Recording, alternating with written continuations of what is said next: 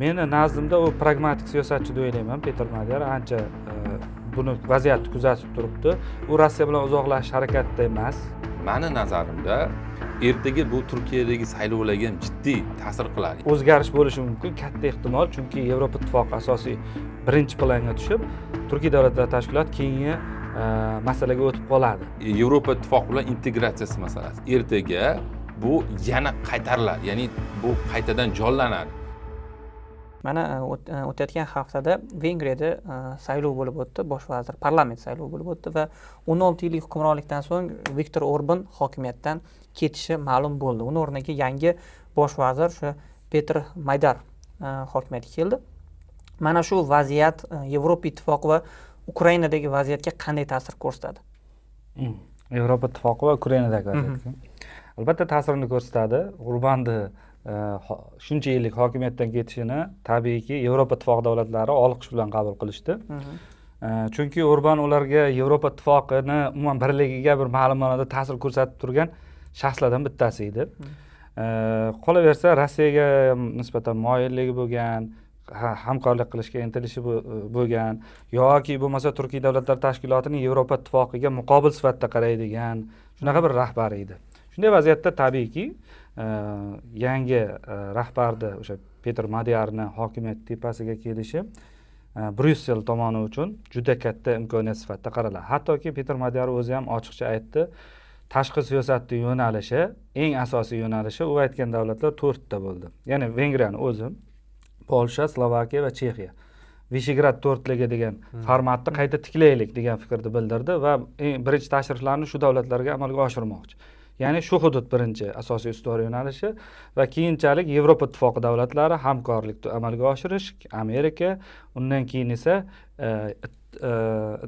Ukraina va Rossiya bilan bog'liq masala. Meni nazdimda u pragmatik siyosatchi deb o'ylayman. Peter Madyar ancha buni vaziyatni kuzatib turibdi. U Rossiya bilan uzoqlashish harakatida emas. Umuman butunlay yuz o'girib Rossiyadan Yevropaga tashqi siyosatni orientarini o'zgartirish niyati yo'q. Lekin Ukraina masalasi bu degani, Ukraina mavzusida ham uni pozitsiyasi katta ehtimol bilan o'sha Orban davridagi status quo'ni saqlab qolish bo'lsa kerak. Turkiy tashkilotlar bo'yicha. Turkiy davlatlar tashkiloti masalasida, lekin u o'zgarish bo'lishi mumkin, katta ehtimol, chunki Yevropa ittifoqi asosiy birinchi planga tushib, Turkiy davlatlar tashkiloti keyingi masalaga o'tib qoladi. Buni sabablari bor, yuqorida ham aytdik. Faqatgina mafkuraviy omillardan voz kechishi mumkin. Ya'ni Turkiy davlatlar, qadriyatlar, o'sha birlik degan masala, etnik birlik, madaniy birlik degan pozitsiyadan asta-sekin voz kechib, bu Turkiya uchun ham muammo bir tomondan. Bekor bejizga emasda bu holat. Ikkinchi asosiy, lekin u hamkorlikni saqlab qolishga harakat qiladi. Sababi bor buni. Chunki Turkiy davlatlar tashkiloti bilan Vengriyaning transport yo'laklari, energetika resurslari masalasidagi hamkorligi bor.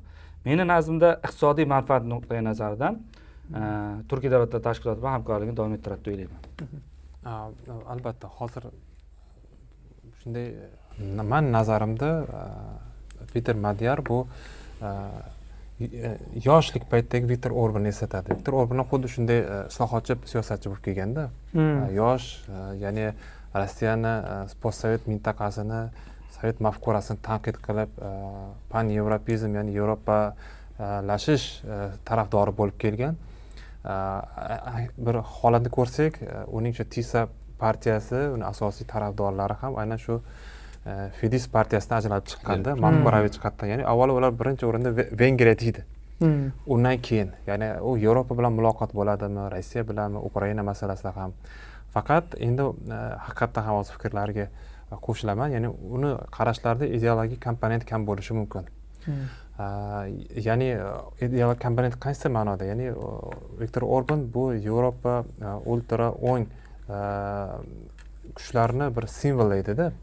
Ya'ni u Yevro byurokratlar bilan doim kurashganda, milliy manfaatlarni Yevropa ittifoqida ya'ni birlamchi qo'ysa ham, ya'ni shunday savol yuradiki, Vengriyani umumiy byudjetga Yevropani iqtisodiyotiga qo'shayotgan hissasi mana shunchalik talabi juda ham katta. Va o'sha mavjud mexanizmlardan juda maksimal darajada harakat qilar foydalanishga, shuning uchun ham yoqmasdi va unga ajratilgan mablag'larni turli manbalarda 12-13 milliard yordam mablag'larini Yevropa ittifoqini muzlatilgani ham iqtisodiy holatga ta'sir ko'rsatib va Viktor Orbanni manevr qilish imkoniyatini cheklab qo'ygandida. Hozir unda yaxshi bir imkoniyat bor, ya'ni bu muloqotni tiklash, Yevropa bilan iqtisodiy aloqalarni, yordam, rivojlanish dasturlaridagi ishtirokini tiklash. Ikkinchidan esa hozir Yevropa uchun muhim bo'lgan urush bu Ukraina urushi. U Yevropani urushiga aylanib bo'ldi, ochig'ini aytaylik. Demak, bu yerda agar Yevropa bilan yaqinlashish pozitsiyasi, shu Vishegrad guruhi doirasidagi savdo iqtisodiy aloqalarni, savdoni tiklash maqsadi bo'ladigan bo'lsa, u yerda Polsha omili bor. Demak, Ukrainaga yondashuvni o'zgartirishga majbur bo'ladi. Qaysi ma'nodaki nisbatan pragmatik bu yerda ham, ya'ni Rossiyani bu yerdagi ittifoqchisi, Rossiyaning manfaatlarini Yevropada ilgari suruvchi bir siyosatchi sifatida emas, aksincha, ya'ni Rossiya bilan ham agar xuddiki tasavvurimda mana shu Ukraina Rossiya urushida endi u o'rtada haqiqatda vositachi vazifasida. Chunki Rossiyaning resurslarini boshqa kirib keladigan hududi cheklangan, geografiyani o'zgartirib bo'lmaydi. U ham Yevropaning ichidagi mamlakat, ya'ni dengizga chiqish imkoniyatlari cheklangan va unga arzon energiya resurslari Rossiyadan keladi, mavjud turba yo'llari orqali. Demak, bu borada Rossiya bilan ham ehtiyotkor, lekin ittifoqchi emas. Ukraina masalasida endi muzokara olib borishi mumkin bo'lgan inson, chunki u toza oq qog'ozdan boshlayapti hamma narsani. Ya'ni munosabatlar tarixi yo'q. Mana bu Orban bilan Zelenskiy o'rtasidagi ziddiyatlar, aytishuvlar unda yo'q. Demak, u kelishuv bo'lishi mumkin, ya'ni qisqa muddatda o'sha drushba, do'stlik qo'ri ta'mirlanishi, mana bu yerda Yevropa ittifoqi moliyaviy yordam beramiz deyapti. Bu agar tiklanadigan bo'lsa, Rossiyada energetik kelishi tiklanadi. Bu tarafdan Rossiya bilan munosabatlarda ham normal holat yuzaga keladi. Ikkinchi tarafdan esa Ukrainani nisbatan iqtisodiy qo'llab-quvvatlovchi choralar, masalan 90 milliard yevro haqida gap ketyapti. Buni to'xtatib turgan mamlakat aynan Orban edi, davlat rahbari. Bu borada pozitsiya o'zgarishi mumkin, ya'ni shu drushba quvuri ta'mirlangandan keyin. Bu tarafdan Ukraina bilan munosabatlar normallashishiga, aksincha Rossiya sanksiyalarida esa aynan bu savdolashish imkoniyatini barcha saqlab qoladi. Ya'ni aksincha Rossiya paketlariga qo'shilishi bu Rossiyadan bilan muzokaralarga bog'liq. Shuning uchun ham ko'p ham o'zgarmagan holatda bir yangi bir chehra paydo bo'ldi deb o'ylayman. Turkiy davlatlar integratsiyasiga qaraydigan bo'lsak, biz hammamizga ma'lum, Turkiy davlatlar tashkilotining Yevropa ittifoqidagi vakilligi aynan Budapeshtda joylashgan. Bu yerda bu tashkilotning mavjudligi endi meni fikrimcha Vengriyaning Turkiy davlat ekanligida emas, ko'proq Turkiy davlat deb o'zini hisoblashida va qo'shimcha, ya'ni Yevropa byurokratlar bilan, Rossiya bilan yoki bir Amerika qo'shnilari bilan muloqotida yangi bir manevr qilish yo'li sifatida qaraladi-da. Bu manevr qilish saqlab qolsa kerak. Va Turkiyaning u yerda mavjudligi doim baribir muqobil yo'l sifatida qaraladi va shuning uchun ham hozirgi kunda olaylik shu 18-sanadan boshlab adashmasam to'liq e'lon qilish kerak va shu vaziyatga qarab ish tutsa kerak. Shuning uchun ikkinchi taraf ham borki, uni dastlabki yili, hattoki shu boshqaruvning dastlabki yili o'zini tizimini qurish uchun ham ketishi mumkin.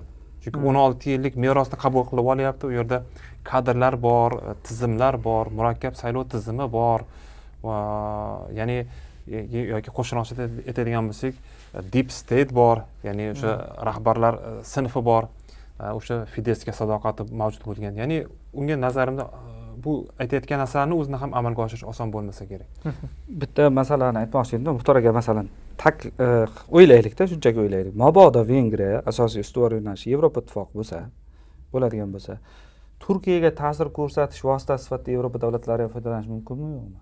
Hozir Turkiya nazarimda bundan keyingi Rossiya bilan Yevropa ziddiyatida nazarimda Yevropa bilan Turkiyaning yaqinlashuvi nisbatan kuchaysa kerak. Ya'ni o'ziga xos tip turuvchi mexanizm sifatida. Chunki bu yerda Amerikani baribir geosiyosiy chekinishi bor-da. Shuning uchun Turkiya omili oshyapti. Hozir birgalikda NATOda o'quvlarni o'tkazilayotganligi, birga bir ya'ni Qora dengizda bitta shtab tashkil qilamiz deyotgani, bu yerda baribir asosiy kuch Turkiya.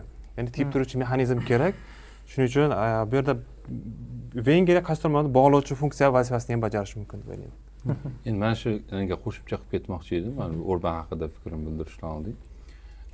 Qarangda, bu Vengriyada yuz bergan voqea, ya'ni o'sha Orbanning hokimiyatdan ketishi va o'sha Turkiy davlatlar tashkiloti. Bitta pessimistik fikr borda menda. Ya'ni ertaga masalan Vengriyada mana shu sammitga keladigan shaxslar nazarimda tashqi ishlar vazirligi darajasiga tushib qolishi mumkin. Bir aslida davlat rahbarlari kelardi-ku sammitda. Ikkinchi masala Turkiyadagi keyingi saylovlar. Mana bilasiz, o'sha Turkiyadagi hozirgi vaziyat ham, ya'ni aholini Erdo'g'anni qo'llab-quvvatlash o'sha koeffitsiyenti taxminan 40% atrofida. Ya'ni 40% gina aholi qo'llab-quvvatlaydi. Aholini juda katta qismi o'sha modernistlar deydi yoki kamolchilar deyishadi ularni. Yevropa ittifoqi bilan integratsiya tarafdorlari, ya'ni u turkiylar, Yaqin Sharq islom davlatlari bilan emas, balki mana shu o'sha imomoğlu yoki o'sha oldingi o'sha Qilichdo'ro'g'lar o'sha saylovda qatnashgan. Mana shuni tarafdorlari Turkiyani Yevropa davlati sifatida ko'rishadi. Uni Turkiy davlat yoki musulmon dunyosining bir qismi sifatida emas. Ya'ni meni nazarimda ertaga bu Turkiyadagi saylovlarga ham jiddiy ta'sir qiladi. Ya'ni ertaga aniq ya'ni mana shu adolat va taraqqiyot, ya'ni Erdo'g'anning partiyasidagi keyingi nomzod, ya'ni Erdo'g'an u nomzodini qo'ymaydi keyingi saylovda. Keyingi nomzod yutqazish ehtimoli juda katta va modernistlarning Turkiyada hokimiyatga kelishi, Turkiyada mana o'sha 2000-yillarning boshida to'xtatib qo'yilgan jarayon borda, uni o'sha Erdo'g'an davrida asosan bosh vazirligi paytida Yevropa ittifoqi bilan integratsiyasi masalasi ertaga bu yana qaytariladi. Ya'ni bu qaytadan jonlanadi. Turkiyani bilasiz, o'sha paytda hattoki qonunchilik tizimlarigacha o'zgartirib chiqqandi Turkiya Yevropaga. Va endi keyingi saylovlarda modernistlar, ya'ni o'sha kamolchilarning hokimiyatga kelishi bu Turkiyani Yevropaga integratsiyasini tezlashtirib yuborishi mumkin. Va biz Ozarbayjonni mana shu Markaziy Osiyo sammitiga qo'shganimiz balki bu bizga plus bo'lgandir. Ertaga Turkiy davlatlar tashkilotidagi asosiy davlat baribir Turkiya, tan olaylik, baribir asosiy davlat Turkiya. Buni boshini qovushtirgan ham. Ertaga Turkiya, Vengriya Yevropaga qarab, Turkiya ham ma'lum bir ma'noda Yevropaga qarab intiladigan bo'lsa, yangi rahbarlar kelsa, ya'ni 2-3 yil istiqbol etyapman. Bu Turkiy davlatlar tashkilotining ma'lum bir ma'noda mavqeiga ta'sir ko'rsatishi mumkin.